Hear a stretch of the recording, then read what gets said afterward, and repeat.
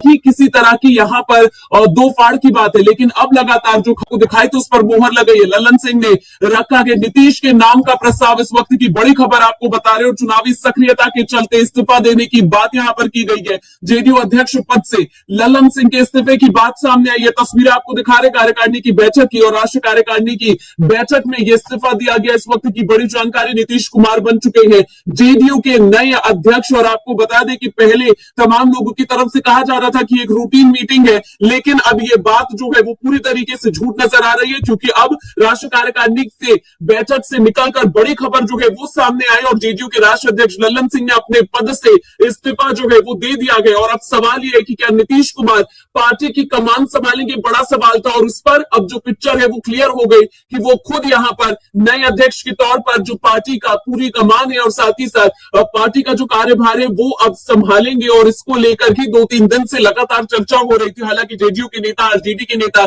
बार बार ये बातें कह रहे थे कि ये तमाम चीजें अफवाह है, लेकिन राजनीति में हर बार जिस तरीके से बिना चिंगारी के जो धुआं है वो नहीं उठता, और उसी तरीके की जो खबर है वो सामने आई। रूटीन मीटिंग ये नहीं है, जेडीयू के अध्यक्ष पद से ललन सिंह ने इस्तीफा दे दिया गया। और अब नीतीश कुमार आगे कौन से बड़े फैसले ले सकते हैं, क्योंकि अभी भी सवाल ये बना हुआ है कि वो इंडिया अलायंस के साथ जुटे हुए हैं या फिर अलग होने का फैसला जो है वो ले रहे हैं। इस बैठक को लेकर दिल्ली पहुंचे थे जेडीयू के नेता और तमाम बड़े और वरिष्ठ अधिकारी यहां पर पहुंचे हुए थे, कार्यकर्ता जो थे वो भी यहां पर पहुंचे हुए हैं। और बड़े निर्णय लेने के लिए उन लोगों ने साफ तौर पर कहा था कि आज किन एजेंडों पर बात होगी, कौन सी चर्चा की जाएगी, इसके बारे में किसी को जानकारी नहीं थी। लेकिन आज एक बड़ा दिन न केवल जेडीयू के लिए बल्कि बिहार सियासत के लिए, क्योंकि कहीं ना कहीं जिस तरह की बातें ललन सिंह ने कही कि वो चुनाव की सक्रियता की वजह से यहां पर ये चीजें कर रही हैं, बल्कि इसके पीछे कोई और रीजन है जो अभी खुलकर सामने नहीं आए हैं।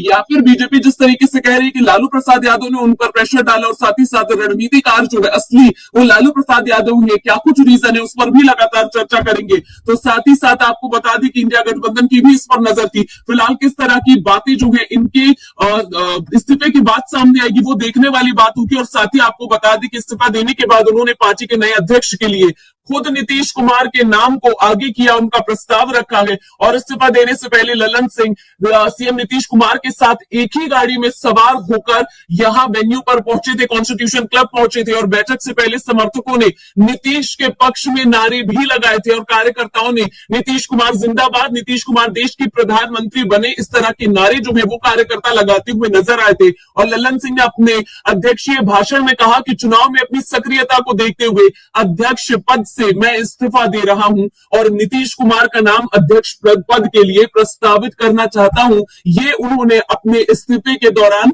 जो आखिरी स्पीच, आखिरी भाषण दिया उसमें उन्होंने यही कहा कि मैं पद से इस्तीफा इसलिए दे रहा हूं क्योंकि चुनाव की सक्रियता के चलते मैं देना चाहता हूं इस्तीफा, और अब मैं बिजी होने वाला। और साथ ही इसी तरह की बातें जो है एक नेता ने कही थी कि यहां पर वो जो चुनाव लड़ने की तैयारी करना चाहते हो, साथ ही अपने क्षेत्र को कुछ समय देना चाहते हैं, इस वजह से वो मुक्ति चाहते हैं इस पूरी चीज से।